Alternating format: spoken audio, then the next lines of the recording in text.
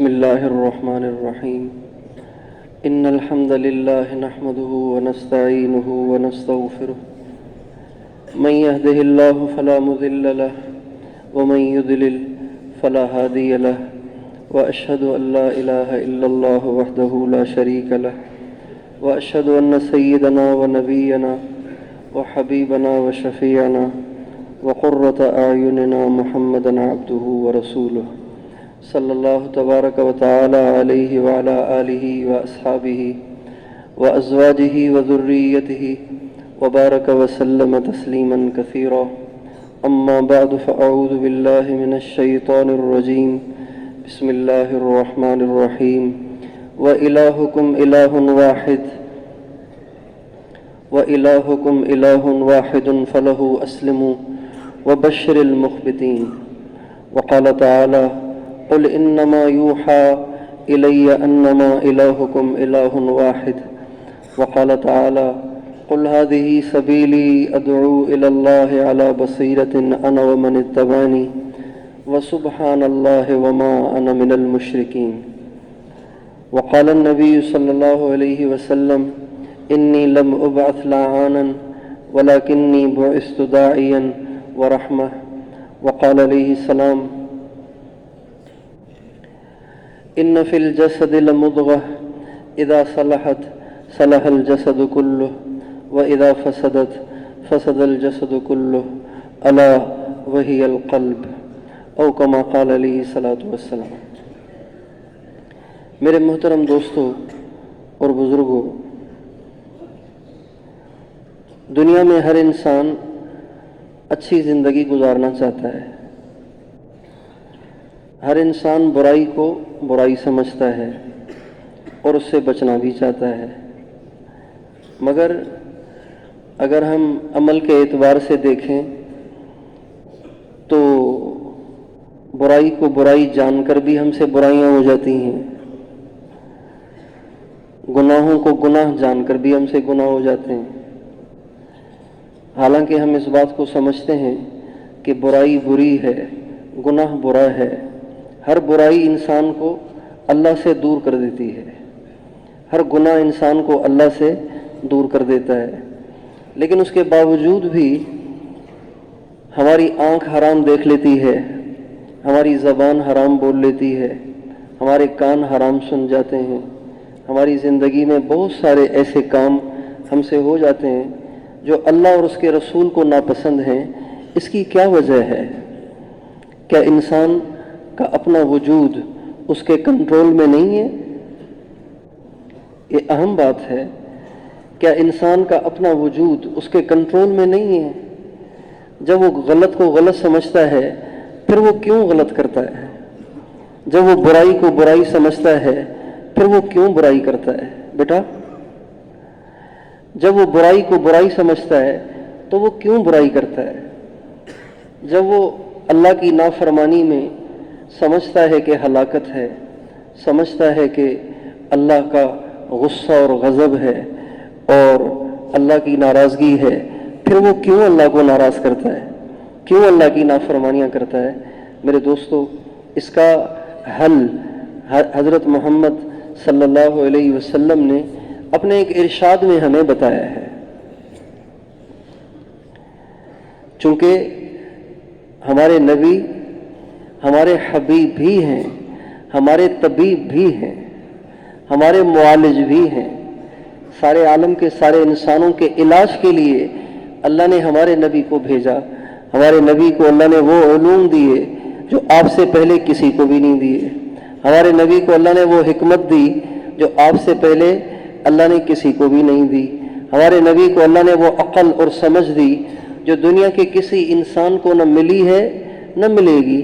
اگر کوئی اپنی عقل کے ترازو میں تول کر اپنی زندگی گزار رہا ہے تو وہ بیچارہ دھوکے میں ہے، وہ بیچارہ احمق ہے، وہ بیچارہ بے وقوف ہے، وہ بیچارہ پاگل ہے کہ جو اپنی عقل کو حضرت محمد صلی اللہ علیہ وسلم کی عقل سے زیادہ بڑا سمجھتا ہے، اپنی سمجھ کو ان کی سمجھ سے زیادہ سمجھتا ہے۔ ہمارے نبی کی عقل سب سے زیادہ، ہمارے نبی کی سمجھ سب سے زیادہ، ہمارے نبی کا علم سب سے زیادہ، ہمارے نبی کا रुतबा सबसे ऊंचा, हमारे नबी की शान सबसे ऊंची। हमारे नबी ने दुनिया के सारे इंसानों की इस बीमारी का इलाज तजवीज़ फरमाया है और आपने इसको डायग्नोस किया है, आपने इसकी तशखीस फरमाई है कि इंसान बुराई क्यों करता है, इंसान हराम क्यों देखता है, इंसान हराम क्यों बोलता है, इंसान हराम क्यों सोचता है, इंसान हराम क्यों करता है, वो क्यों अल्लाह का खाकर अल्लाह को नाराज करता है। इंसान की तबीयत है, जिसका खाता है ना उसी का गाता है। लेकिन यहाँ मामला बिल्कुल बरक्स है, यहाँ मामला बिल्कुल ही उलट है, यहाँ मामला बिल्कुल ही उल्टा है कि हम देखते हैं अल्लाह की आंखों से, बोलते हैं अल्लाह की ज़बान से, सुनते हैं अल्लाह के कानों से और उसकी करोड़ों नेमतें इस्तेमाल करते हैं। अल्लाह ताला के जो एहसानात हैं, अल्लाह ताला की जो नेमतें हैं, अल्लाह ताला की जो मेहरबानियाँ हैं, अगर दुनिया के सारे इंसान उसको गिनती करने बैठ जाएं तो हमारी सारी जिंदगियां खप जाएं, खत्म हो जाएं। लेकिन अल्लाह ताला के एक इंसान पर जो एहसानात हैं उसकी गिनती भी नहीं हो सकती। अल्लाह ताला फरमाते हैं वइन तउद्दू निअमतल्लाहि ला तुहसूहा, ए दुनिया भर के इंसानों, अगर तुम मेरे एहसानात की गिनती भी करना चाहो ना तो तुम मेरे एहसानात की तो गिनती भी नहीं कर सकते। व इन्नल इंसान लज़लूमुन कफ़ार, अल्लाह कहते हैं मैं सच कह रहा हूँ। इन्ना का माना यही है। अल्लाह कहते हैं मैं सच कह रहा हूँ, मैं ऐसे ही नहीं कह रहा हूँ, मैं सच कह रहा हूँ। इंसान बड़ा नाशुक्र है, इंसान बड़ा नाशुक्र है। तो इसकी क्या वजह है कि हम उसकी इतनी सारी नेमतें इस्तेमाल करते हैं, उसका गल्ला खाते हैं, उसका पानी पीते हैं, उसके आसमान तले रहते हैं, उसके सूरज से रोशनी उठाते हैं, उसके चांद से नफा उठाते हैं, उसके फल खाते हैं, उसकी सब्जियां खाते हैं, उसकी दी हुई जबान से बोलते हैं, उसकी करोड़ों नेमतें इस्तेमाल करते हैं, फिर भी हम क्यों उसकी नाफरमानी करते हैं? ये एक मरज है। इस मरज का इलाज हमारे नबी ने तजवीज़ फरमाया है और इस मरज की वजह भी हमारे नबी ने बताई है। आप फरमाते हैं इन्न फिल जसद लमुदग़ह इज़ा सलहत सलहल जसद कुल्लुहु व इज़ा फसदत फसदल जसद कुल्लुहु अला वहियल क़ल्ब। आप फरमाते हैं मैं तुम्हें बताऊं इंसान की आंख हराम क्यों देखती है, इंसान की जबान हराम क्यों बोलती है, इंसान का दिमाग हराम क्यों सोचता है, इंसान का पेट हराम क्यों खाता है, इंसान का पेट हराम क्यों पीता है और इंसान की जिंदगी में नाफरमानियां क्यों आती हैं। हमारे नबी फरमा रहे हैं उसकी वजह यह है कि इंसान के जिस्म के अंदर एक गोश्त का लोथड़ा है, वो खराब हो जाता है। जब वो खराब हो जाए तो सारा वजूद खराब हो जाता है, जब वो ठीक हो जाए तो सारा वजूद ठीक हो जाता है। तरा फरमाते हैं अला, ए दुनिया भर के इंसानों तवज्जो से सुनना, कहीं मेरी बात तुमसे चूक न जाए, कहीं मेरी बात तुमसे आगे पीछे न हो जाए। अला, कान खोल कर सुनो, वही अलक़ल्ब, वो गोश्त का टुकड़ा इंसान का दिल है। इंसान का दिल खराब हो जाए, इंसान का दिल खराब हो जाए तो फिर दुनिया की कोई ताकत उससे अच्छाइयां नहीं करा सकती। उसका दिल बिगड़ जाए तो ये हो ही नहीं सकता कि वो फिर हराम न देखे। उसका दिल खराब हो जाए तो ये हो ही नहीं सकता कि वो हराम न बोले। उसका दिल खराब हो जाए तो ये हो ही नहीं सकता कि वो हराम न कमाए, हराम न खाए, हराम न पिए। दिल की खराबी से सारे वजूद की खराबी है और दिल के सुधार से सारे वजूद का सुधार है। इसलिए अल्लाह ताला ने जितने भी अंबिया दुनिया में भेजे, आदम अलैहिस्सलाम से लेकर हजरत मोहम्मद सल्लल्लाहु अलैहि वसल्लम तक 1,24,000 अंबिया दुनिया में तशरीफ लाए। इन सारे नबियों ने सबसे पहली मेहनत यही की है। सारे नबियों ने नबियों की मेहनतें अलग अलग नहीं है। आदम अलैहिस्सलाम ने कोई अलग सबक सुनाया और नूह अलैहिस्सलाम ने कोई अलग सबक सुनाया और इब्राहीम अलैहिस्सलाम ने कोई अलग सबक सुनाया, लूत अलैहिस्सलाम ने कोई अलग सबक सुनाया, हूद अलैहिस्सलाम, सालेह अलैहिस्सलाम, मूसा अलैहिस्सलाम, ईसा अलैहिस्सलाम और बनी इसराइल के सारे अंबिया और हजरत मोहम्मद सल्लल्लाहु अलैहि वसल्लम, इन सारे नबियों ने अलग अलग सबक नहीं सुनाया। इन सारे नबियों का सबक एक है। इन सारे नबियों का पहला सबक एक है। इन सारे नबियों का पहला सबक एक है। वो पता है कौन सा है? ला इलाहा इल्लल्लाह, ला इलाहा इल्लल्लाह। ए दुनिया भर के इंसानों, अपने दिलों में इस बात को बिठाओ, اپنے دلوں میں اس بات کو اتارو، اپنے دل کو اس بات کو منواؤ، اپنے دل کے اندر اس بات کو کوٹ کوٹ کے بھرو کہ اللہ سے سب کچھ ہوتا ہے، اللہ پاک کے علاوہ کسی مخلوق سے نہیں ہوتا۔ یہ یقین بن جائے تو دین پہ چلنا آسان ہے، یہ یقین نہ بنے تو دین پہ چلنا بڑا مشکل لگتا ہے۔ دین پہ چلنا ایسے مشکل ہے جیسے کانٹوں پہ چلنا، جیسے جھاڑیوں میں چلنا، جیسے سمندر میں بغیر کشتی کے چلنا، ایسے ہی دین پہ چلنا مشکل لگتا ہے۔ لیکن جب دل کا یقین ٹھیک ہو جائے، دل کے اندر اللہ اتر جائے، اللہ کی ذات کا یقین اتر جائے، اللہ کی عظمت اتر جائے، اللہ کی بڑائی اتر جائے، اللہ کی کبریائی اتر جائے، اور دل اللہ پاک کی ذات سے متاثر ہو جائے، تو پھر مشکل سے مشکل حکم کو پورا کرنا آسان ہو جاتا ہے۔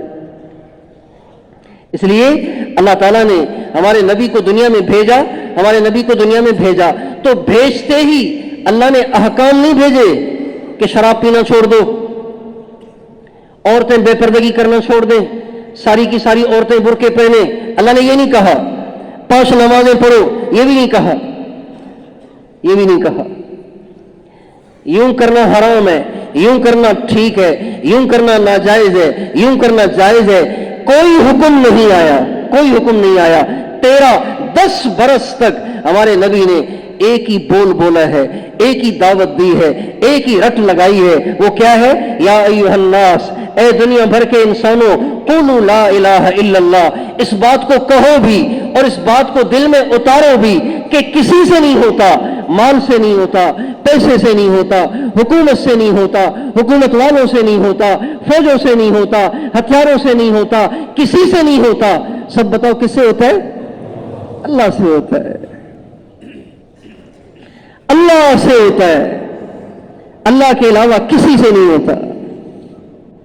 جب انسان کا دل اللہ پاک کے غیر سے متاثر ہو جائے نا، تو پھر وہ صحیح چل ہی نہیں سکتا، صحیح نہیں چل سکتا۔ اللہ کی تب مانے گا، اللہ کے نام پہ تب مرے گا اور مٹے گا، اللہ کے نام پہ جب قربان تب ہوگا جب اس کے دل میں اللہ ہی اللہ رہ جائے، اللہ کے علاوہ اس کے دل میں کوئی نہ رہے۔ اس لیے ہمارے نبی نے 10 برس تک اس بات کو کہا ہے، اس بات کو دہرایا ہے، اس بات کو بولا ہے، اس بات کی طرف بلایا ہے۔ لوگوں کسی سے نہیں ہوتا۔ اب جب ہمارے نبی نے یہ دعوت دی تو مکے کے کفار کہنے لگے اجعل الآلہۃ الہا واحدا ان ھذا لشیء عجاب۔ یہ دیکھو محمد کی باتیں عجیب ہے، یہ کہہ رہا ہے کسی بت سے نہیں ہوتا، ایک اللہ سے ہوتا ہے۔ بھلا ایک اللہ سارے کام کیسے کرے گا؟ یہی آج کا مسلمان بھی کہتا ہے کرتا تو اللہ ہی ہے لیکن آخر دکان پہ بھی تو جانا پڑے گا نا، کرتا تو اللہ ہی ہے لیکن آخر نوکری بھی تو کرنی پڑے گی، کرتا تو اللہ ہی ہے لیکن آخر پیسے بھی تو چاہیے، آخر نوکریاں بھی تو چاہیے، آخر عہدے بھی تو چاہیے، آخر دولت بھی تو چاہیے، آخر کوئی وسیلہ بھی تو چاہیے، آخر کوئی ہیلا بہانہ بھی تو چاہیے۔ نہیں میرے دوستو، اللہ جب کرنے پہ آئے گا تو اللہ اپنی قدرت سے کرے گا، وہ کسی سبب کا محتاج نہیں ہے۔ اچھا، اس کا مطلب یہ نہیں ہے کہ انسان اسباب چھوڑ ہی دے، اس کا مطلب یہ نہیں ہے، اس کا مطلب یہ نہیں کہ روٹی کھانا چھوڑ دے،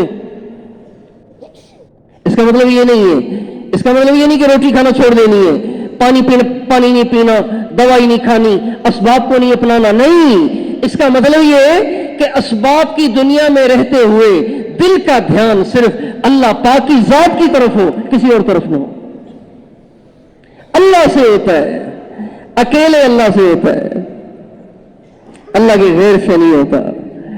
اللہ نے 30 پاروں میں سب سے زیادہ جس عنوان کو دہرایا ہے نا، جس سبق کو دہرایا ہے، جس عنوان کو دہرایا ہے، سب سے زیادہ وہ عنوان یہ توحید کا عنوان ہے۔ توحید، یقین اللہ سے ہوتا ہے، اللہ کے علاوہ کسی سے نہیں ہوتا۔ اور پھر اللہ نے اس کے واقعات بھی سنائے، ایسے واقعات سنائے جن واقعات سے اللہ نے اس بات کو ثابت کیا ہے کہ تمہارا رب بہت کچھ کر سکتا ہے، تمہارا رب بڑا طاقتور ہے، تمہارا رب بڑا کارساز ہے، تمہارا رب بڑا با اختیار ہے، وہ کرنے میں کسی سبب کا محتاج نہیں ہے۔ اللہ تعالیٰ نے ایک واقعہ بیان کیا ہے قرآن پاک کے اندر حضرت مریم کا۔ حضرت مریم بڑی نیک تھیں، عبادت گزار تھیں۔ ان کی والدہ نے ان کو بیت المقدس کے لیے وقف کر دیا تھا اور ان کو گود لیا تھا حضرت زکریا علیہ السلام نے۔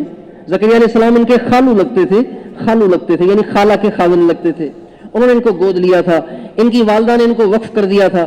چنانچہ ان کے لیے ایک چھوٹا سا حجرہ بنایا گیا، اس حجرے میں سارا دن وہ عبادت کرتی تھی، سارا دن عبادت کرتی تھی۔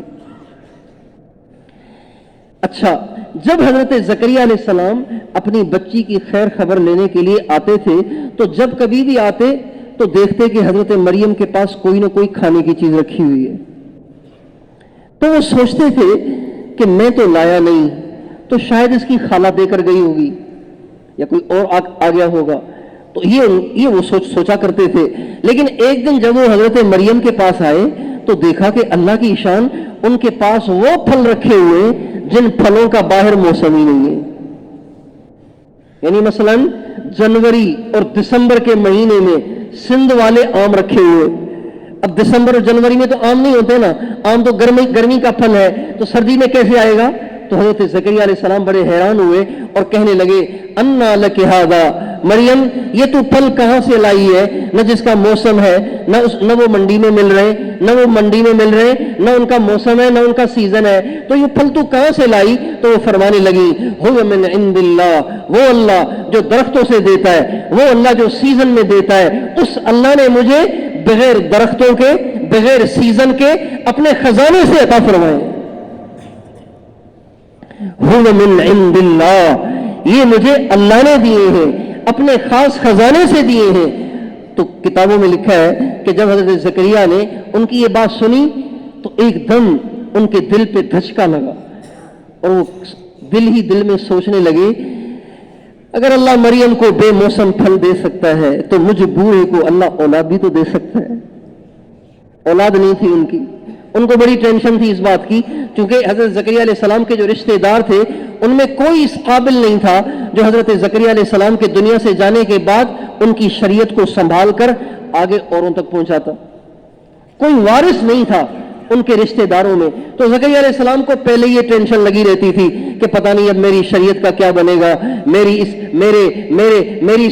دین کا کیا بنے گا، میری اس محنت کا کیا بنے گا، میں دنیا سے چلا جاؤں گا پتہ نہیں کون سنبھالے گا، میرے رشتہ داروں میں تو کوئی ایسا آدمی ہے نہیں، تو یہ ان کو ٹینشن تھی۔ لیکن جب انہوں نے حضرت مریم کے پاس بے موسم پھل دیکھے نا تو وہ کہنے لگے جب اللہ ان کو بے موسم پھل دے سکتا ہے تو وہ اللہ مجھ بوڑھے کو کوئی نیک بیٹا بھی تو دے سکتا ہے۔ چنانچہ مفسرین کہتے ہیں انہوں نے جمعرات کا انتظار کیا، حضرت زکریا علیہ السلام نے جمعرات کا انتظار کیا، کیونکہ جمعرات کو دعائیں زیادہ قبول ہوتی ہیں۔ آج بھی جمعرات ہے نا، آج بھی جمعرات ہے، جمعرات کو دعائیں زیادہ قبول ہوتی ہیں اور جمعرات کی عبادت بھی بڑی کارآمد ہے۔ حدیث میں آتا ہے کہ جب جمعرات آتی تھی، جب بھی جمعرات آتی تھی تو ہمارے نبی فرماتے تھے مرحباً بکی لیلۃ العتیق، اے دوزخ کی آگ سے آزادی کی رات تیرا آنا مبارک ہو۔ طوبی لمن عمل فیک خیرا وویل لمن عمل فیک شرا، بڑا مبارک ہے وہ شخص جو تجھ میں کوئی نیکی کرے اور بربادی ہے اس شخص کے لیے جو تجھ میں بھی کوئی برائی کر بیٹھے۔ اور آپ فرماتے تھے کہ ہر جمعے کی رات کو اللہ تعالیٰ 1,00,000 ایسے انسانوں کو دوزخ کی آگ سے نجات دیتے جن پہ دوزخ کی آگ واجب ہو گئی تھی جمعے کی رات کو۔ امام احمد بن حنبل رحمت اللہ علیہ کی ایک روایت یہ بھی ہے کہ جمعے کی جو رات ہے نا، جمعے کی جو رات ہے یہ شب قدر سے بھی افضل ہے۔ اس کی وجہ وہ یہ فرماتے ہیں، اس کی وجہ یہ ہے کہ یہ بار بار آتی ہے، وہ سال میں ایک دفعہ آتی ہے اور سال میں ایک دفعہ بھی ایسے آتی ہے کہ سب کو تو پتہ بھی نہیں چلتا کہ کب آئی اور کب گئی۔ جمعرات تو یقینی ہے اور یہ بار بار آتی ہے، اس لیے فرماتے ہیں شب قدر سے بھی زیادہ افضل ہے جمعرات کی عبادت کرنا۔ یہ حضرت امام احمد بن حنبل رحمۃ اللہ علیہ کے دو قولوں میں سے ایک قول ہے۔ حضرت زکریا علیہ السلام نے جمعرات کا انتظار کیا، جب جمعے کی رات ہوئی تو بیٹھ گئے اپنی جھولی پھیلا کر اللہ کے سامنے، اور اللہ پاک کو اپنے حالات سنانے لگے۔ رب انی وہن العظم منی واشتعل الراس شیبا ولم اکن بدعائک رب شقیا۔ اے اللہ میں بوڑھا ہو گیا ہوں، میرے بال سفید ہو گئے ہیں، میری ہڈیوں کا گودا بھی سوکھ گیا ہے۔ اے اللہ میں نے آج تک جتنی دعائیں آپ سے کی ہیں وہ ساری دعائیں آپ نے قبول فرمائی ہیں، لیکن اللہ میری ایک تمنا ابھی باقی ہے، ایک آرزو ابھی باقی ہے، وہ یہ ہے کہ آپ مجھے کوئی نیک بیٹا دے دیں۔ اچھا، ابھی یہ دعا کر رہے تھے کہ دعا کرتے کرتے حضرت جبریل علیہ السلام آ گئے اور آ کے کہا یا زکریا انا نبشرک بغلام اسمہ یحییٰ۔ اے زکریا، اللہ کہہ رہے آپ کو مبارکباد ہو، اللہ آپ کو ایک بیٹا دے گا جس کا نام یحییٰ ہوگا، اس کا نام آپ نہ رکھنا، اس کا نام اللہ نے رکھ لیا ہے۔ تو کہنے لگے اچھا مجھے کیسے ہو جائے گا؟ انا یکون لی غلام وکانت امراتی عاقرا وقد بلغت من الکبر عتیہ۔ بھلا مجھے لڑکا کیسے ہو جائے گا؟ میری بیوی بانجھ ہو گئی اور میں اتنا بوڑھا ہو گیا، تو مجھے کیسے ہوگا؟ تو حضرت جبریل علیہ السلام کہنے لگے کذالک قال ربک هو علی ہین۔ زکریا گھبراؤ نہیں، یہ بات آپ کے لیے تو مشکل ہے لیکن اللہ کے لیے کوئی مشکل نہیں ہے۔ اب یہ واقعہ اللہ نے کیوں بیان کیا ہے؟ اللہ نے قرآن پڑھنے والے ایمان والے اس امت کے مسلمانوں کی ذہن سازی کی ہے کہ تمہارا رب بڑھاپے میں بھی اولاد دے سکتا ہے، تمہارا رب بے موسم پھل بھی دے سکتا ہے۔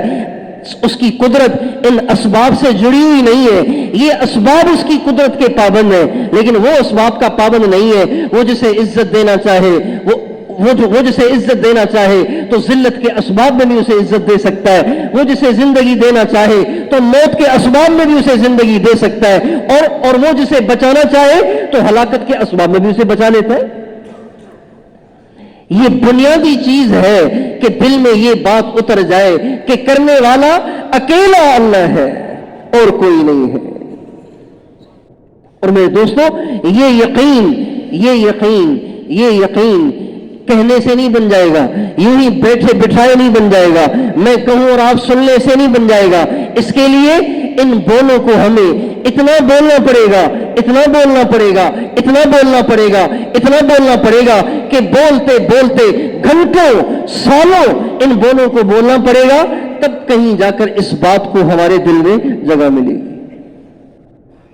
ہمارے حاجی صاحب فرماتے تھے اتنا کہو اتنا کہو اتنا کہو کہ تمہارے دل میں یہ بات اتر جائے۔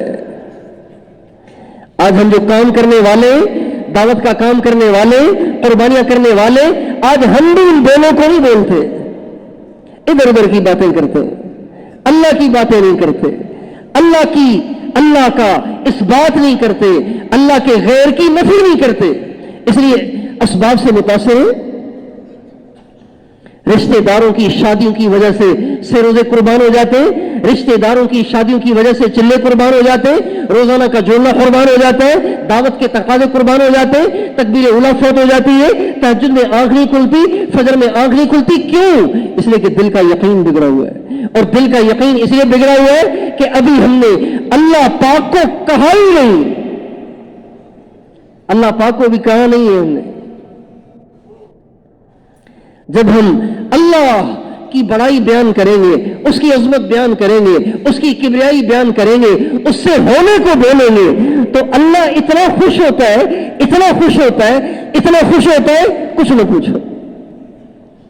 ترمذی شریف کی حدیث ہے، ہمارے نبی نے فرمایا لا احد احب الیہ المدح من اللہ، کسی کو اپنی تعریف سے اتنی خوشی نہیں ہوتی جتنی اللہ کو اپنی تعریف سے خوشی ہوتی ہے۔ جب بندہ کہتا ہے لا الہ الا اللہ، لا الہ الا اللہ، اللہ کے علاوہ کسی سے کچھ نہیں ہوتا، اللہ اتنا خوش ہوتے کہ زمین سے لے کے آسمان تک کے خلا کو نور سے بھر دیتے۔ لا الہ الا اللہ کسی سے نہیں ہوتا۔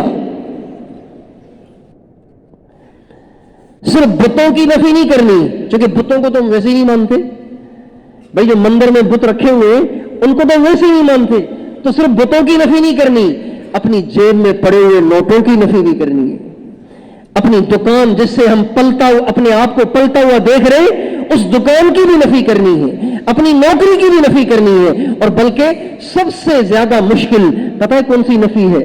دکان کی نفی بھی آسان، جیب کے نوٹوں کی نفی بھی آسان، صدارت اور وزارت کی نفی بھی آسان، کرسی کی نفی کرنا بھی آسان، ساری دنیا کی نفی کرنا آسان. سب سے زیادہ مشکل اپنے آپ کی نفی ہے. سب سے زیادہ مشکل ہے اپنے آپ کی نفی. ہلاکت میں ہے وہ شخص جو اپنے آپ کی نفی نہ کرے. اگر انسان نے ساری دنیا کی نفی کر لی لیکن اس کی انا ابھی باقی ہے، انا ابھی اس کی باقی ہے، تو ہر وقت اس کے ہلاک ہونے کا اندیشہ ہے، ہر وقت اس کے ہلاک ہونے کا اندیشہ ہے. آپ دیکھیے شیطان کتنا بڑا عبادت گزار تھا، کتنا بڑا عبادت گزار تھا، کتنی اس نے عبادت کی. شیخ شرف الدین یحییٰ منیری رحمت اللہ علیہ ہندوستان کے بہت بڑے بزرگ گزرے، مجددین میں ان کا شمار ہوتا ہے. وہ لکھتے ہیں کہ شیطان نے 8 لاکھ سال اللہ کی عبادت کی. کتنی عبادت کی؟ 8 لاکھ سال اللہ کی عبادت کی. اور 8000 برس اللہ تعالیٰ کے خصوصی دربار میں اس نے اعتکاف کیا. 8000 برس، یہ بھی انہوں نے لکھا ہے.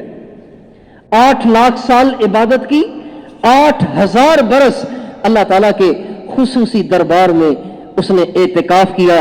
ان ساری عبادتوں، مجاہدوں، قربانیوں کے باوجود بھی انجام کیا ہوا کہ ہمیشہ کے لیے مردود ہو گیا. فخرج منہا فإنک رجیم، نکل جائے یہاں سے، تو مردود ہے. وَإِنَّ عَلَيْكَ لَعْنَتِي إِلَى يَوْمِ الدِّينِ، قیامت تک تجھ پہ میری لعنت ہے. مردود ہو گیا. کیوں مردود ہوا؟ پتہ ہے کیوں مردود ہوا؟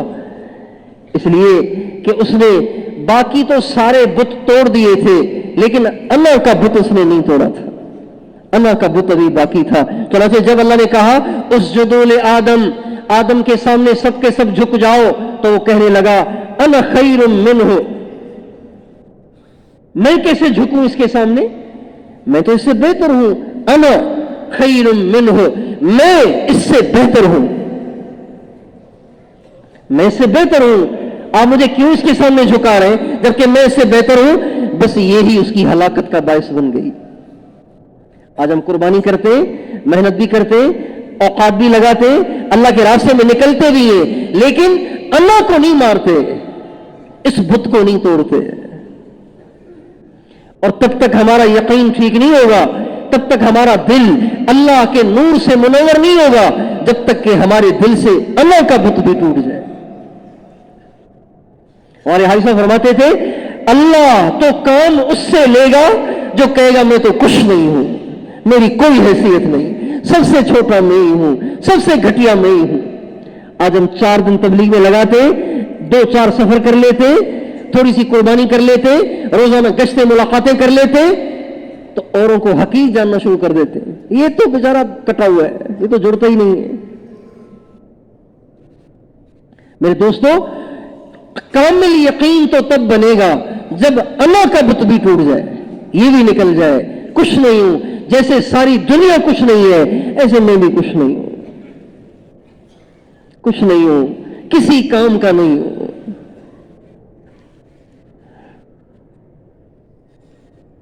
اور ہمارے حاج صاحب ایسے ہی تھے، وہ اپنے آپ کو کچھ نہیں سمجھتے تھے.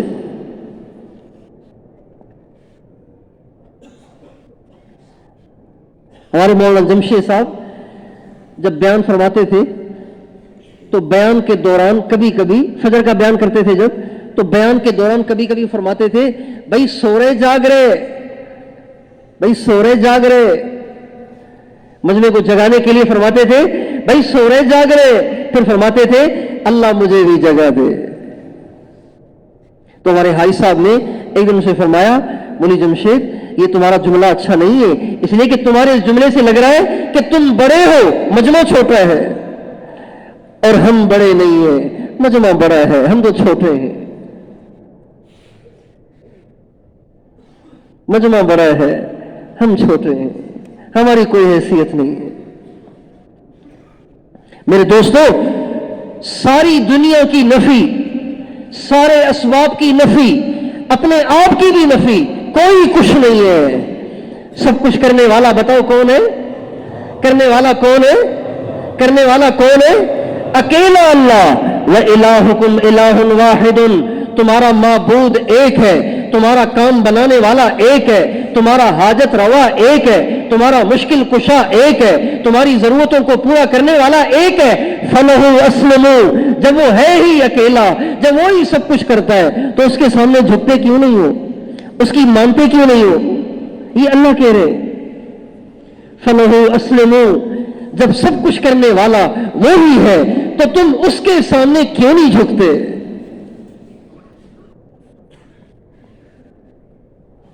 اللہ سے ہوتا ہے، اللہ پاک کے علاوہ کسی سے نہیں ہوتا، کسی حکومت سے نہیں ہوتا، کسی فوج سے نہیں ہوتا، کسی مال والے سے نہیں ہوتا، کسی فوج والے سے نہیں ہوتا، کسی طاقت والے سے نہیں ہوتا. اکیلا اللہ کرتا ہے. جب آپ ان بولوں کو بولیں گے اللہ پاک کو اچھے لگیں گے، اللہ پاک کو آپ پہ پیار آئے گا. ہمارے بھائی صاحب کے پاس ایک دفعہ ایک وزیر اعظم آئے، میں ان کا نام نہیں لیتا. وزیر اعظم صاحب آئے، کہنے لگے جی میں پاکستان میں نا اسلام لانا چاہتا ہوں، پاکستان میں اسلام لانا چاہتا ہوں، اسلام پھیلانا چاہتا ہوں. بھائی صاحب نے فرمایا تو نہیں لا سکتا اسلام، تو نہیں لا سکتا پاکستان میں اسلام.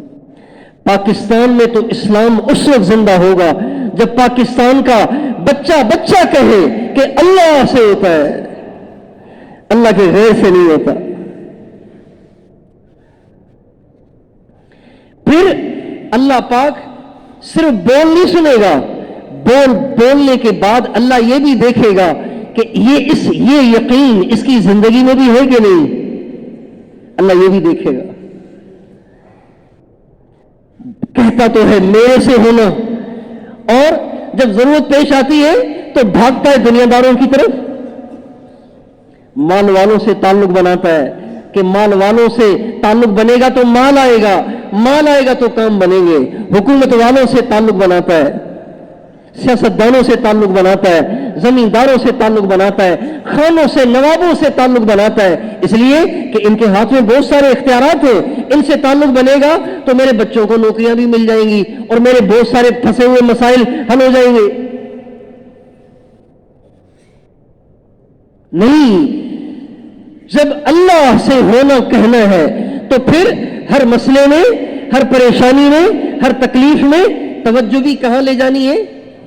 کیوں جی کس سے مانگنا ہے؟ کس کے سامنے جھکنا ہے؟ کس کی منت سماجت کرنی ہے؟ اللہ کی. اللہ سنتا ہے، سب کی سنتا ہے، اللہ سب کی سنتا ہے. ہمارے بھائی صاحب سے کوئی دعا کے لیے کہتا تھا نا تو کسی کے لیے دعا نہیں کرتے تھے، کہتے تم خود مانگو اللہ سے.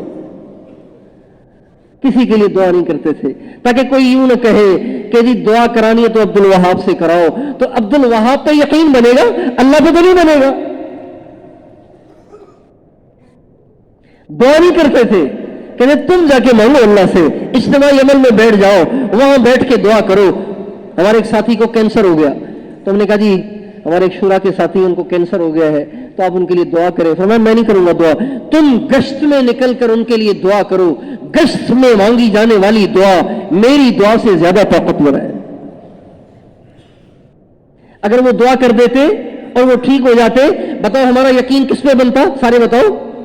بھائی صاحب پہ بنتا نا، اللہ پہ تو نہ بنتا. اللہ کرتا ہے اور سب کی سنتا ہے، سب کی سنتا ہے، سب کی سنتا ہے. گنہگاروں کی بھی سنتا ہے، نیکوکاروں کی بھی سنتا ہے، بزرگوں کی بھی سنتا ہے، ہم جیسے گروہ پاؤں کی بھی سنتا ہے. اجیب دعوت الداع اذا دعان، اجیب دعوت الداع اذا دعان. جب پکارنے والا مجھے پکارتا ہے میں اس کی پکار کو ضرور قبول کرتا ہوں. فَلْيُؤْمِنُوا فَلْيَسْتَجِيبُوا لِي وَلْيُؤْمِنُوا بِي. لعلہم یرشدون، جیسے میں تمہاری سنتا ہوں، اللہ کہہ رہے ہیں تم بھی تو میری سنا کرو نا۔ کتنی زبردست بات ہے یہ، جب میں تمہاری سنتا ہوں۔ کبھی ایسے ہوتا ہے کہ ہم اللہ سے دعا کریں تو کوئی آواز آئے کہ اللہ سے ملنے کا ٹائم نہیں ہے، یہ کوئی ملنے کا ٹائم ہے، کسی اور وقت دعا مانگو۔ کبھی آپ نے سنا ہے اسے؟ دن کو پکارو تو بھی سنتا ہے، رات کو پکارو تو بھی سنتا ہے، گناہ کر کے پکارو تو بھی سنتا ہے، نیکیاں کر کے پکارو تو بھی سنتا ہے۔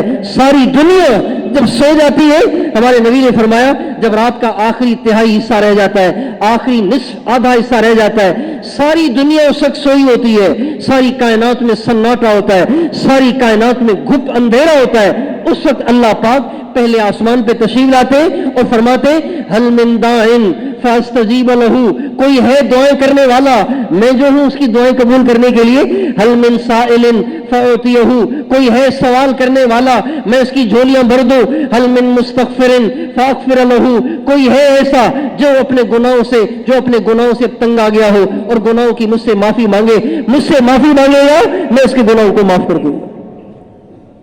روزانہ اللہ پہلے آسمان پہ آتے ہیں۔ اس لیے علامہ اقبال نے زبردست بات کہی، کہتے ہیں ہم تو مائل بکرم ہے، ہم تو مائل بکرم ہے، کوئی سائل ہی نہیں، ہم تو کریم ہیں، دینے کے لیے تیار بیٹھے، کوئی ہے ہی نہیں مانگنے والا، کس کو دے۔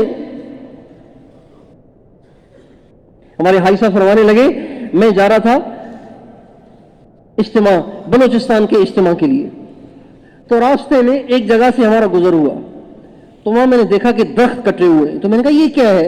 کہنے لگے یہ بادام کا باغ تھا، بادام کا باغ تھا۔ تو میں نے کہا پھر اس کو کاٹ کیوں دیا ہے؟ کہا یہاں اصل میں بارش نہیں ہوتی، پانی کا انتظام نہیں ہے، اس لیے لوگوں نے اس کو کاٹ دیا ہے۔ تو ایسا فرمانے لگے تم تبلیغ والوں کو شرم نہ آئی جب یہ باغ کاٹا جا رہا تھا؟ تم تبلیغ والوں کو شرم نہ آئی؟ اگر تم سب کے سب اس علاقے والوں سے استغفار کرواتے اور ان کو دعاؤں میں لگاتے، اللہ اپنے خزانوں سے ان کو بارش دے دیتا، ان کے باغوں کے کاٹے جانے کی نوبت نہ آتی۔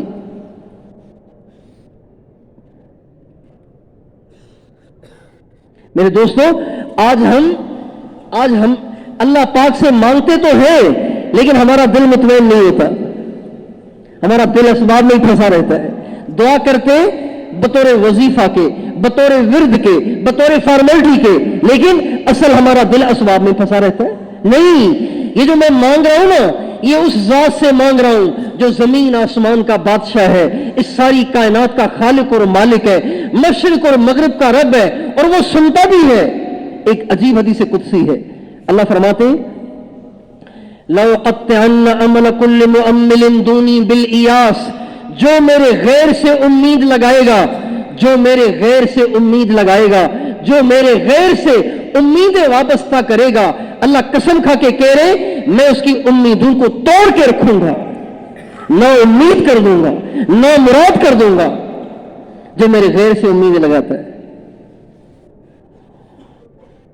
پھر آگے اللہ نے عجیب بات فرمائی ہے، غور سے سنیے گا، غور سے سنیے گا، عجیب بات فرمائی حدیث قدسی اَيَأْمَلُ عَبْدِي غَيْرِي فِي الشَّدَائِدِ وَأَنَا الْحَيُّ الْكَرِيمُ، کیا میرا بندہ میرے غیر سے امید لگاتا ہے حالانکہ میں زندہ ہوں، مرا نہیں ہوں؟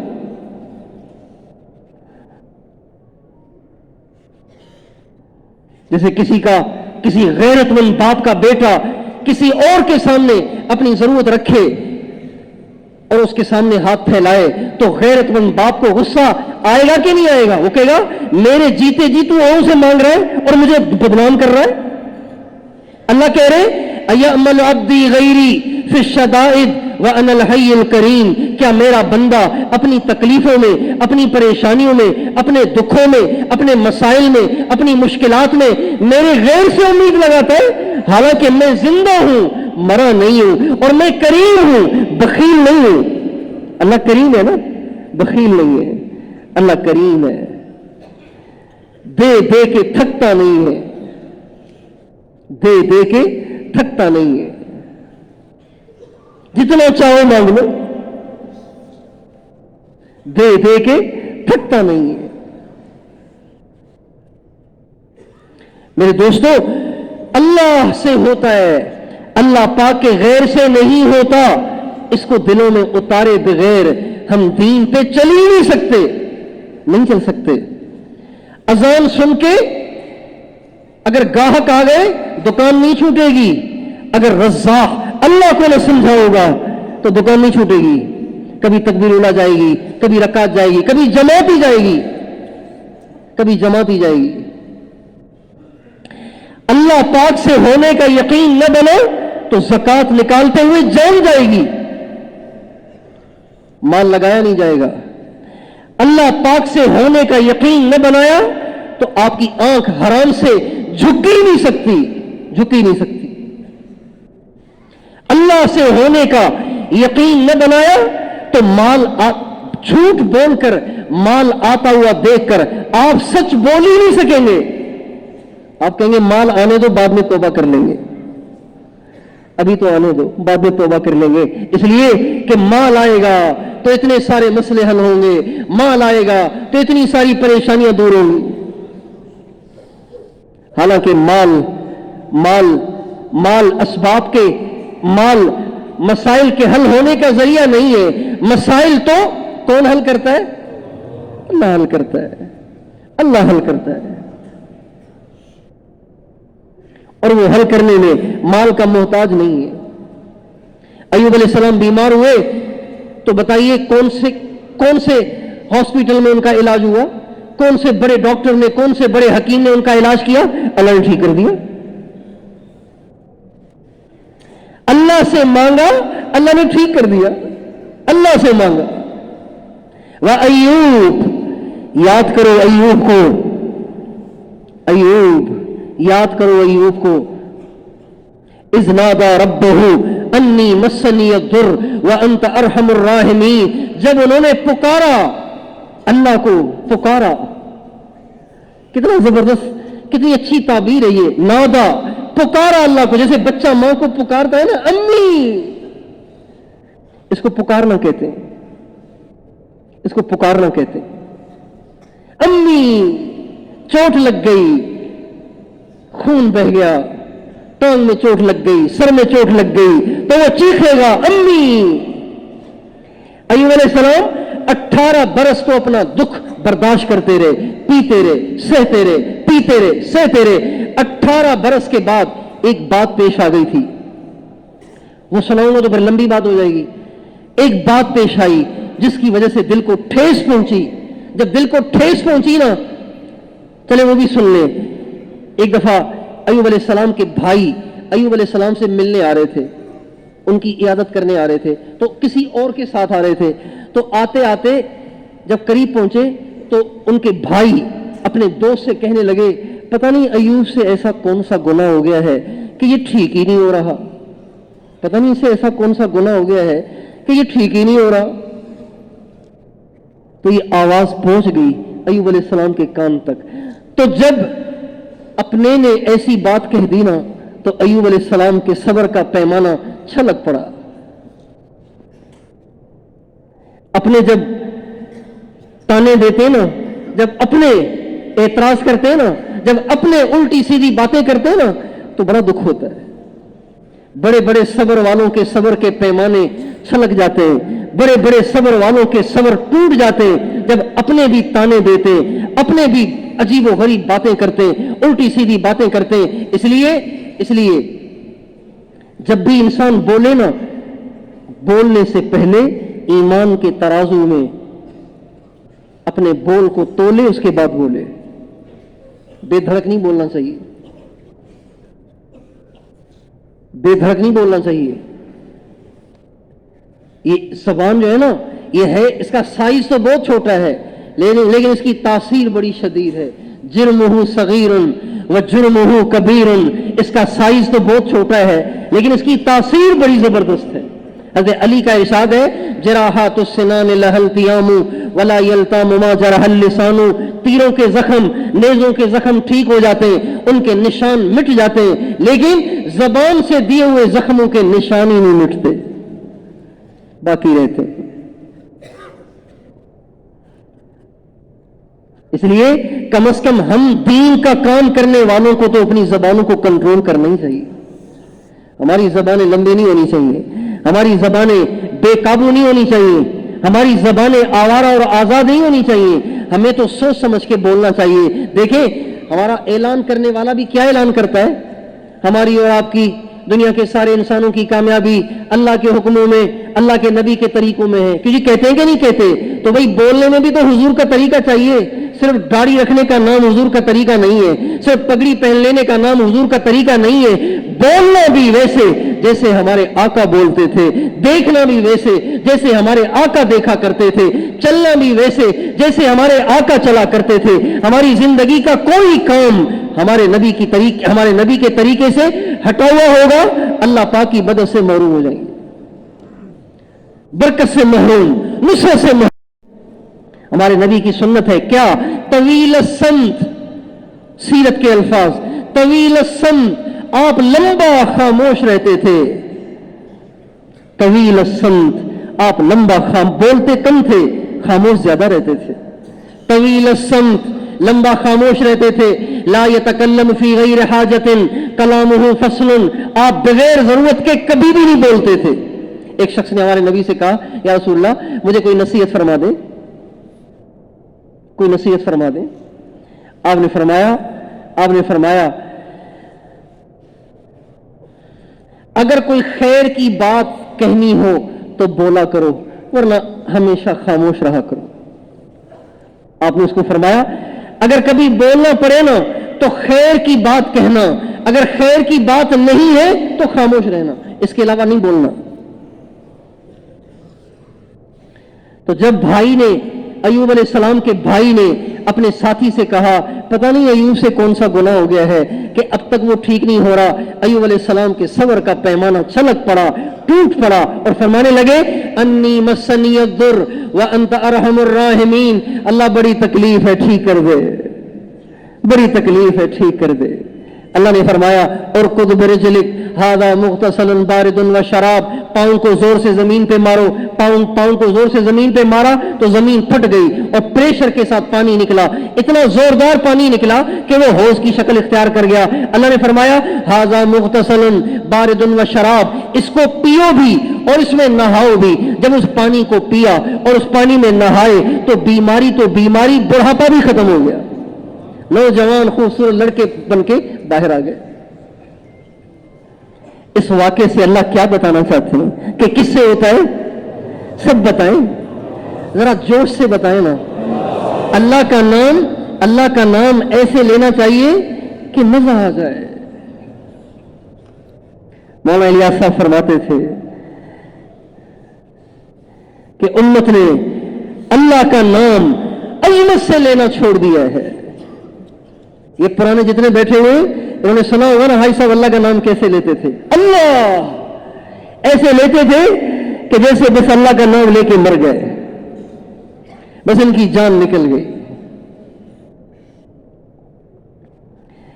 ایک بزرگ کہتے ہیں میں جبل ابی قبیس پہ ایک دفعہ چڑھا, جبل ابی قبیس پر ایک دفعہ چڑھا تو میں نے دیکھا ایک بزرگ وہاں کھڑے ہوئے اور اپنے دونوں ہاتھ یوں آسمان کی طرف اٹھائے ہوئے, یوں آسمان کی طرف اٹھائے ہوئے اور کہہ رہے ہیں یا اللہ یا اللہ یا اللہ, اتنے زور سے کہہ رہے کہ میں نے کہا یہ مر جائیں گے. پھر کہنے لگے یا رحمان یا رحمان یا رحمان, اتنا کہا کہ سانس ٹوٹ گیا. میں نے کہا ان کی جان نکل جائے گی. پھر کہنے لگے یا رحیم یا رحیم, پھر کہنے لگے یا رب یا رب یا رب, پھر کہنے لگے یا ربا یا ربا, ہائے میرے رب ہائے میرے رب. کہتے کہتے سانس ٹوٹ گیا. کہنے لگے جب انہوں نے اتنی دفعہ اللہ کو پکارا اس کے بعد کہنے لگے اللہ میرا انار کھانے کو دل, میرا انگور کھانے کو دل کر رہا ہے, مجھے انگور تو کھلا. میرے کپڑے پرانے ہو گئے ہیں, مجھے کپڑے تو عطا فرما.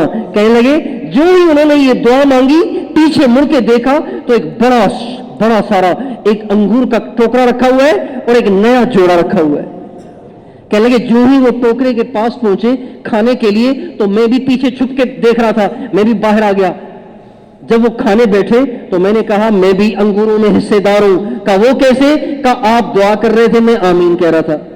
تو میں بھی تو حصے دار ہو گیا. کہنے لگے جب میں نے انگور کھائے تو اتنے بڑے بڑے انگور. اچھا انگور جب بڑا ہوگا تو اس میں بیج ہوگا. کہنے لگے جب اس انگور کو کھایا تو اس میں بیج نہیں تھا.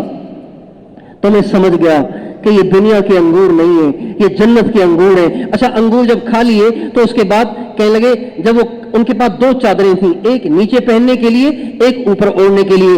جب وہ 2 چادریں اٹھائی تو کہنے لگے چونکہ آپ نے میری دعا پہ آمین کہا ہے اور بقول آپ حصے دار ہیں تو چلے ایک چادر آپ لے لیں ایک میں لے لیتا ہوں. تو میں نے کہا نہیں, اللہ آپ کو مبارک کرے, کپڑے تو آپ ہی پہنے, میں نے تو بس جنت کے پھل کے مزے لینے تھے, چادریں تو آپ ہی پہنے. کہنے لگے پھر آپ ذرا ایک طرف ہو جائیں تاکہ میں کپڑے بدل لوں. انہوں نے پرانے کپڑے اتار دیے, نئی چادریں اوڑھ لی. جب وہ پرانی چادریں لے کر پہاڑ سے نیچے اترنے لگے تو ایک شخص بھاگا آیا اور کہنے لگا اے اللہ کے نبی کے بیٹے, یہ کپڑے آپ مجھے دے دینا, یہ کپڑے آپ مجھے دے دینا, برکت کے طور پہ مجھے دے دیں.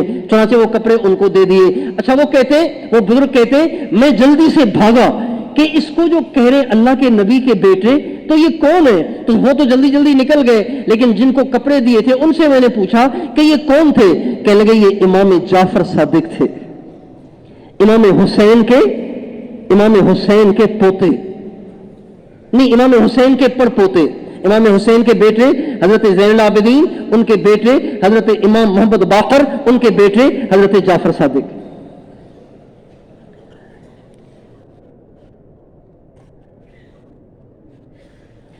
تو بتائیے سارے مسائل کا حل کس کے پاس ہے؟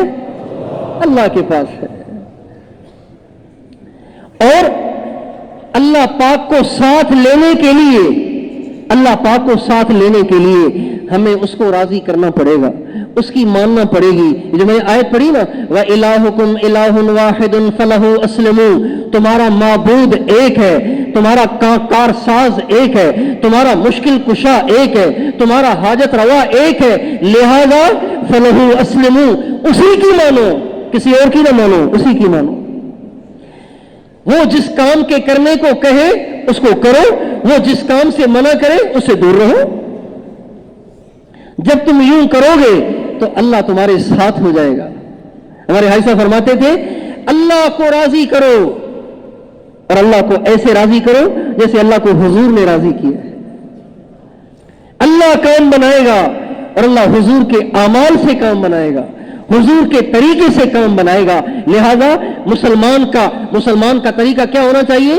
جب کبھی بھی کوئی کام پیش آئے, جب کبھی کوئی پریشانی پیش آئے, جب کبھی بھی کوئی کام کرنا ہو, جب کبھی کچھ کرنا ہو, بولنا ہو, سننا ہو, کچھ بھی کرنا ہو, تو اس میں مسلمان یہ دیکھے گا کہ اس میں میرے آقا کا کیا طریقہ ہے.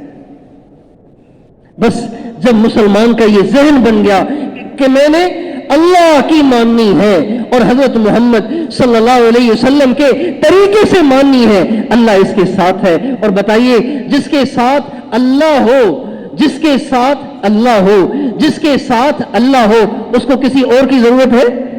اس کو کسی اور کی ضرورت ہے؟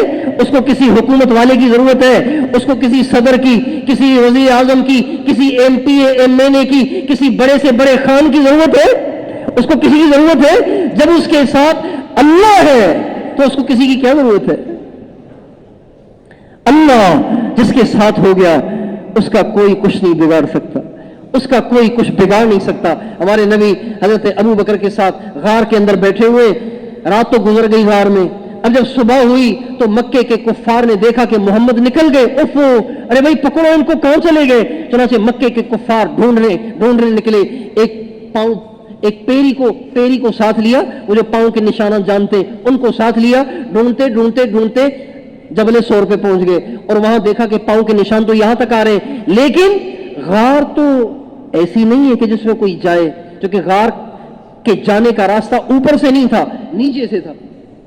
اور پھر جو جانے کا راستہ تھا اس میں مکڑی نے جالا بھی دیا ہوا تھا, مکڑی نے جالا بنایا ہوا تھا اور کبوتری نے انڈے دیے ہوئے تھے.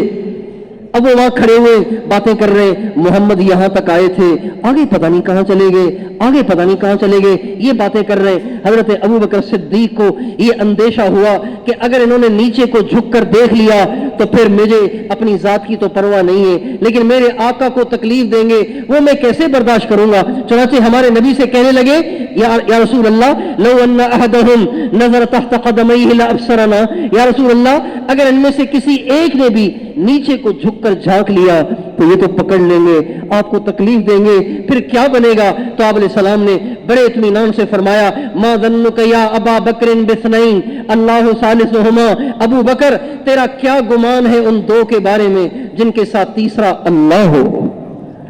تیسرا کون ہو؟ اللہ ہو۔ اردو میں کہتے ہیں جسے اللہ رکھے اسے کون چکھے۔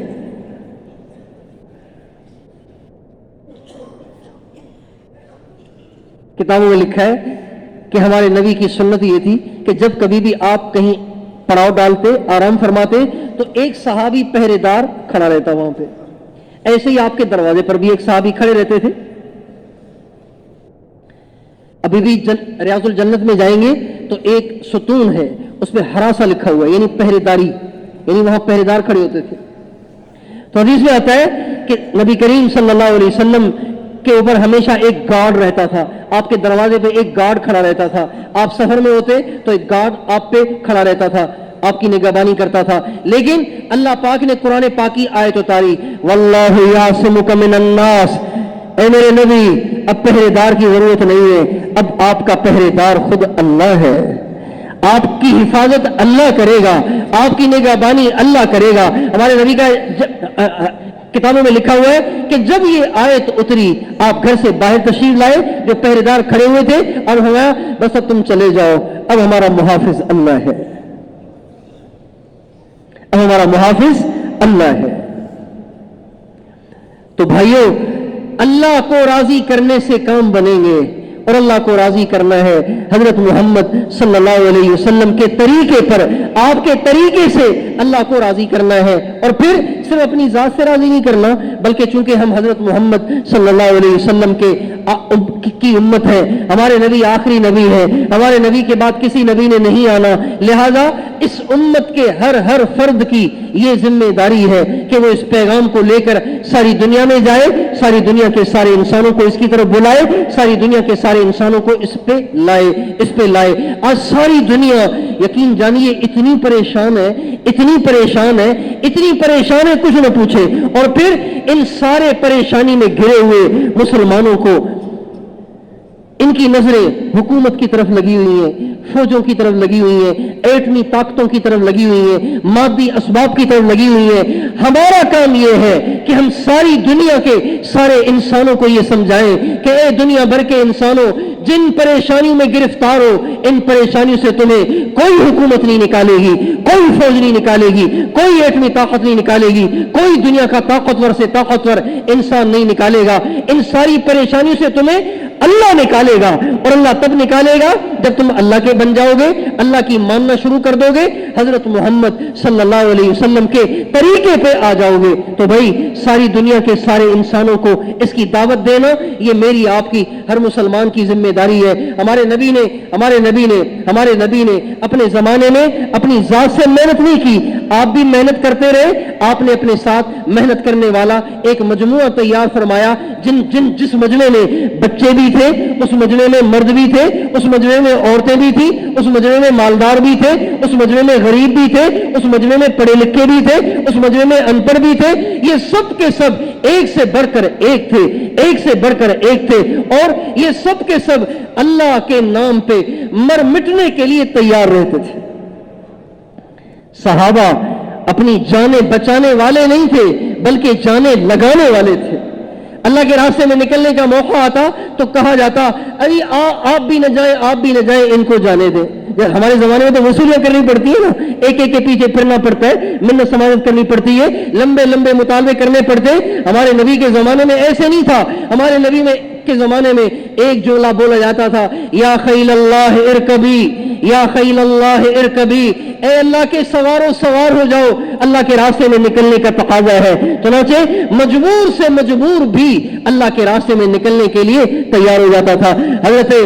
حضرت عمر بن جموح رضی اللہ تعالیٰ عنہ ہمارے نبی کے صحابی ہیں، پاؤں سے لنگڑے تھے، بیچارے لنگڑے تھے۔ اتنے لنگڑے تھے کہ حضور نے فرمایا آپ جا کے کیا کریں گے, آپ کو اللہ نے چھٹی دی ہے, آپ واپس چلے جائیں. حضور اکرم صلی اللہ علیہ وسلم نے ان کو چھٹی دی ہے تو بات ہی ختم ہو گئی. اب وہ گھر گئے تو بیوی نے کہا اچھا عمر تو بھاگ کے آ گیا ہے, بچنا چاہتا ہے, موت سے ڈرتا ہے. بیوی نے ایسی باتیں کی کہ ایک دم غیرت آ گئی اور اونٹنی کو لیا, تلوار کو لیا اور ڈھال کو لیا اور اونٹنی پہ بیٹھے اور چل پڑے اللہ کے راستے میں, چل پڑے اللہ کے راستے میں. اور بیٹے کو بھی ساتھ لے لیا, بیٹے کو بھی ساتھ لے لیا.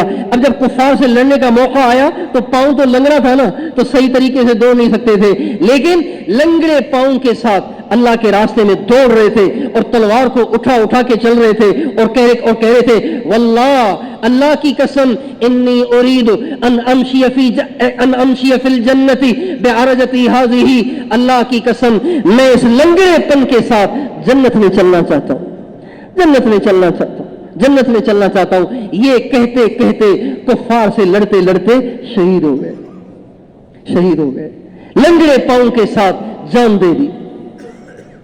اور معذورین نے بھی جانے دی, جو صحیح تھے انہوں نے بھی جانے دی, عورتوں نے بھی اپنے بچے پیش کیے, اپنے خاوند پیش کیے, عورتوں نے بھی قربانیاں دی, مردوں نے بھی قربانیاں دی. ان کی قربانیوں کی برکت سے اللہ نے ساری دنیا میں اسلام کو بلند کر دیا. جس اسلام کو ابو جہل نے مٹانا چاہا, ابو لہب نے مٹانا چاہا, امیہ بن خلف نے مٹانا چاہا, ابی بن خلف نے مٹانا چاہا, عقبہ ابن ابی معیط نے مٹانا چاہا, عبداللہ ابن ابی نے مٹانا چاہا, یہ سب کے سب اسلام کے دشمن, اسلام کو مٹانے والے تھے, اور یہ سب کے سب اپنی قوموں کے خان اور وڈیرے تھے. لیکن اللہ نے اپنے نبی کے صحابہ کی قربانیوں کی برکت سے ہمارے نبی کے نام کو اونچا کر دیا, ان کے دین کو دنیا میں زندہ کر دیا. آج ساری دنیا کی طاقتیں اس بات کا زور لگا رہی ہیں کہ کس طرح سے دین کو مٹایا جائے, کس طرح سے مسلمانوں کو مٹایا جائے, کس طرح سے مسجدوں کو مٹایا جائے, کس طرح سے قرآن اور کلمے کو مٹایا جائے. لیکن میرے دوستو, بے شک ہم کمزور ہیں, ہمارے ایمان بھی کمزور ہیں, ہمارے یقین بھی خراب ہے, ہماری نمازیں بھی پھس پھسی ہے, لیکن یہ دین جس خدا کا ہے وہ خدا بڑا طاقتور ہے. اس لیے اللہ فرماتے هو الذی ارسل رسولہ بالہدی ودین الحق لیظہرہ علی الدین کلہ, اللہ اس دین کو ساری دنیا کے سارے دینوں پہ غالب کرے گا. اور ساری دنیا کے کافر اگر اسلام کے نور کو بجھانا چاہے تو نہیں بجھا سکتے. کیوں؟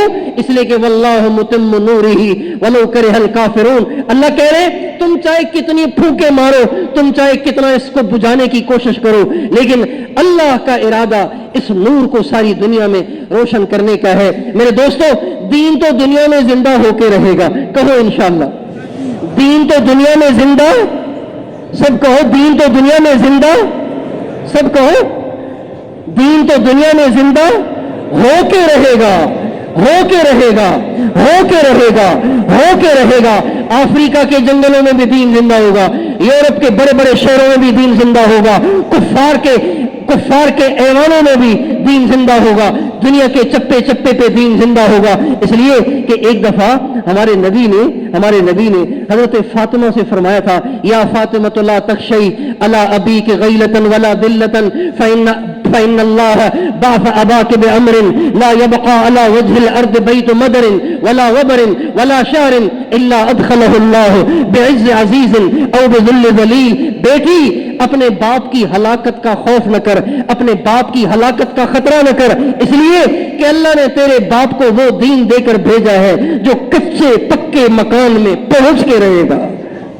وہ دین ابھی کچے پکے مکان میں پہنچا نہیں ہے, ابھی نہیں پہنچا, ابھی پہنچنا باقی ہے. تو اس لیے ہمارے عزائم بلند ہونے چاہیے. آج کے کفار کی طاقت سے متاثر ہو کر ہمیں مایوس نہیں ہونا چاہیے. آج کی ایٹمی طاقتوں سے, آج کے میزائل والوں سے, آج کی فوجوں سے ہمیں متاثر نہیں ہونا, اس لیے کہ ہمارا جس رب پر ایمان ہے وہ اللہ سب سے زیادہ طاقتور ہے. کیوں بھائی, ہمارا اللہ سب سے زیادہ طاقتور ہے کہ نہیں ہے؟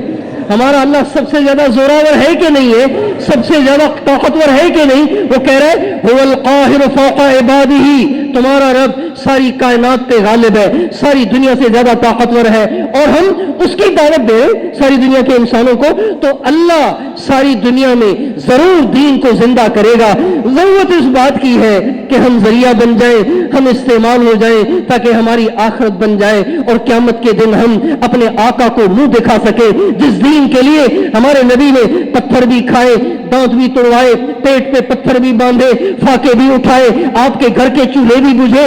आप सीरत की किताबें पढ़ के तो देखें कि हमारे नबी ने कितनी दुखों की जिंदगी गुजारी है, कितनी तकलीफें उठाई हैं, कितनी परेशानियां उठाई हैं, किन तंगियों में आपने जिंदगी गुजारी है। आप मस्जिद में बैठ के नमाज पढ़ रहे, अबू हुरैरा हाजिर हुए, देखा कि हुजूर बैठ के नमाज पढ़ रहे, तो अबू हुरैरा ने आप अलैहिस्सलाम के सलाम फेरने के बाद आप अलैहिस्सलाम से पूछा, या रसूल अल्लाह माली अराक तुसल्ली जालिसन, या रसूल अल्लाह मुझे क्या हो गया, मैं आपको बैठ के नमाज पढ़ता देख रहा हूं, आप तो बैठ के नमाज नहीं पढ़ते, आप तो अजीमत पे हमेशा चलते, तो आप बैठ के क्यों नमाज पढ़ रहे? आपने फरमाया अलजू या अबा हुरैरा, अबू हुरैरा खुद नहीं बैठा हूं, भूख ने मुझे बिठा दिया है। बताइए, इतनी भूख है कि खड़ा नहीं हुआ जा रहा, हालांकि आप इमामुल अंबिया हैं, आवजह कायनात हैं, सारे नबियों के सरदार हैं, सारी कायनात में सबसे ज्यादा अफजल है। देखिए, अल्लाह ताला ने मूसा अलैहिस्सलाम ने अल्लाह से दुआ की, ऐ अल्लाह मैं इनको बनी इसराइल को मिस्र से निकाल के यहां तक ले आया हूं, फिरौन से छुड़वा के, ऐ अल्लाह अब इनको घर कहां से दूं? 6 लाख आदमी, इनको घर कहां से दूं? इनको खाना कहां से दूं? 6 लाख आदमी को कितना खाना चाहिए, कितना सालन चाहिए, कितनी रोटी चाहिए, कितना पानी चाहिए, कितने घर चाहिए? इनको मैं घर कहां से दूं, इनको मैं साया कहां से दूं, इनको खाना कहां से दूं? तो मूसा अलैहिस्सलाम की दुआ पर, मूसा अलैहिस्सलाम की दुआ पे अल्लाह ताला ने 40 बरस, 1-2 दिन नहीं, 40 बरस मुसलसल बनी इसराइल के लिए छत का इंतजाम भी कर दिया। वज़ल्लल्ना अलैकुमुल गमाम, ज़ल्लल्ना अलैकुमुल गमाम, जो ही सूरज आता, जो ही सूरज निकलता, एकदम बादलों का एक बहुत बड़ा लेंटर बनी इसराइल के ऊपर छा जाता, एक छत छा जाती, छतरी छा जाती। 6 लाख आदमियों के साए का अल्लाह रोजाना इंतजाम करते। 40 बरस मुसलसल, 40 बरस मुसलसल मूसा अलैहिस्सलाम की दुआ से। और वह अनज़लना अलैकुमुल मन्न वस्सलवा, और अल्लाह ने इनको बटेर भी खिलाए, मिठाइयां भी खिलाई। आसमान से दस्तरखान उतरते थे, उस पे भुने हुए बटेर भी होते थे और मिठाइयां भी होती थी। और ये 1-2 दिन नहीं हुआ, 40 बरस हुआ, 40 बरस हुआ। बताओ, जिस मूसा अलैहिस्सलाम की दुआ से, मूसा अलैहिस्सलाम की दुआ से बनी इसराइल के लिए 40 बरस तक खाना उतर सकता था, पानी उतर सकता था और बटेर उतर सकते थे, मिठाइयां उतर सकती थी, क्या हमारे आका की दुआ से आसमान से 2 रोटियां नहीं उतर सकती थी? हजरत फातिमा के लिए 2 रोटियां नहीं उतर सकती थी, हजरत इमाम हसन हुसैन के लिए 2 रोटियां नहीं उतर सकती थी। लेकिन कई दफा ऐसे होता कि इमाम हसन हुसैन भूख की वजह से रो रहे होते थे और आप अलैहिस्सलाम खुद भूख से निढाल हो रहे होते थे, आपके घर में फाका होता था। क्यों? इसलिए कि अल्लाह दिखाना चाहते थे, अल्लाह दिखाना चाहते थे कि काम करने वालों को इन हालात में भी काम करना पड़े, तो काम छोड़ना नहीं है, काम हमें करना है। तो वही क्या ख्याल है? तैयार है इंशाल्लाह? तैयार है इंशाल्लाह? तो पूरी जिंदगी इस काम को अपनी जिंदगी का मकसद बना के करने के लिए आप में से कौन कौन तैयार है? जरा हाथ के इशारे से बताएं। सारे तैयार हैं ना इंशाल्लाह? आज तक जो हमसे इस मेहनत में कोताही हो गई, उस पर तौबा करते हैं इंशाल्लाह। तो सबसे पहला तकाजा यह है कि भाई आप में से जिनके 4 महीने नहीं लगे, वो हिम्मत फरमा के बताओ, सुबह से 4 महीने के लिए नकद अल्लाह के रास्ते में निकलने के लिए तैयार है। और जिन पुरानों के चिल्ले रहते वो चिल्ले के लिए बताएं, हिम्मत फरमा के 4 महीने के लिए, 40 दिन के लिए अल्लाह की जात पे भरोसा करके हिम्मत फरमा के खड़े हो जाएं। माशाअल्लाह। एक दरखास्त है, बहुत 1-2 मिनट तो फौरन न उठे, कम से कम 1-2 तकाजे तो आप सुन ले। ऐसा न हो कि मुतालबा शुरू फौरन आदमी जाना है, भाई चले दे पूरा सुख तैयार दिया हुआ दरे साबाना कल से 3 चिल्ली के लिए जो तैयार है, 6 सालाना चिल्ले पाती दिगुणो आलाप भरोसे बंदे वो दरे यो कास माऊ सारे तवक्कल वो कोई ओ चा नदी लगा वाली